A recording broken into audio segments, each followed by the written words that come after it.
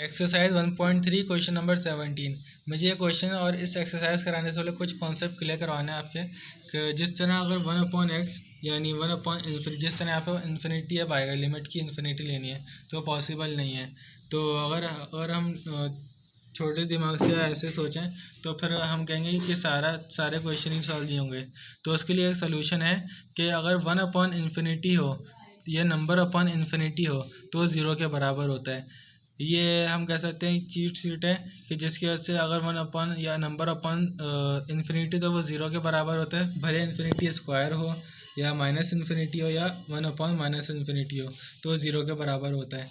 तो हमें क्वेश्चन जब हम सॉल्व करो तो हमें कुछ ऐसा करना है कि अपॉन इन्फिनिटी आंसर आ जाए कि 1/इन्फिनिटी। इस तरह नहीं, ये तो पूरा का पूरा नंबर है कि उसके साथ कोई नंबर भी ना हो।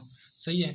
तो अभी हम जिस तरह क्वेश्चन सॉल्व करेंगे तो फिर आपको कॉन्सेप्ट क्लियर हो जाए। बस मुझे ये बताना था कि अगर हमें कोशिश करनी चाहिए कि नंबर अपॉन इन्फिनिटी आ जाए जिसकी वजह से आंसर 0 आता है, तो उससे आंसर फिर हमारा 0 नहीं होगा। ओके, तो क्वेश्चन है question number 17, limit y tends to minus infinity x minus 2 x square plus 2x plus 1। Solution किया, हमने लिमिट अप्लाई की माइनस इन्फिनिटी माइनस 2 तो ऊपर का इन्फिनिटी हो गया, और जो इन्फिनिटी से माइनस या मल्टीप्लाई होती है वो इन्फिनिटी होती है। नीचे भी 2 माइनस इन्फिनिटी से मल्टीप्लाई फिर प्लस भी प्लस 1, तो ये आंसर इन्फिनिटी आया। फिर हमने क्या किया, divide numerator and denominator by highest square. तो हमें क्या करना होता है कि हमें यहाँ पे पावर देखनी होती है। यहाँ पे सबसे जो बड़ी पावर है वो एक्स स्क्वायर है, तो हमें सबसे बड़ी पावर से मल्टीप्लाई और डिवाइड कराना, मल्टीप्लाई और न्यूमरेटर डिनोमिनेटर को मल्टीप्लाई डिवाइड कराना होता है। सही है।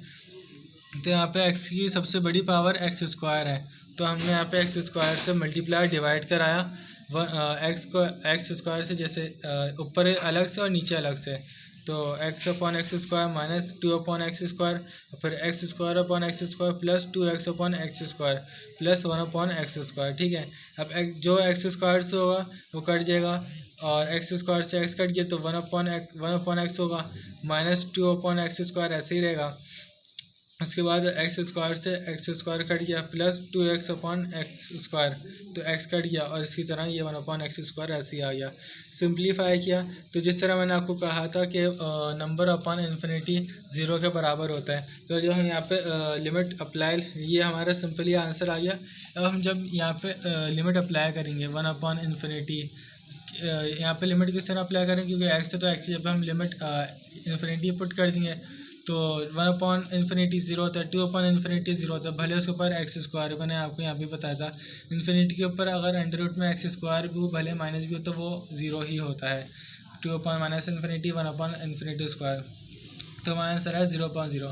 तो ये सिंपली 0 आंसर आ गया। 0 आंसर एक्सेप्टेबल होता है के मुकाबले में, इन्फिनिटी के मुकाबले में 0 का आंसर एक्सेप्टेबल होता है। ठीक है, तो हमारा आंसर आ गया 0। क्वेश्चन नंबर 17 का एक्सरसाइज 1.3।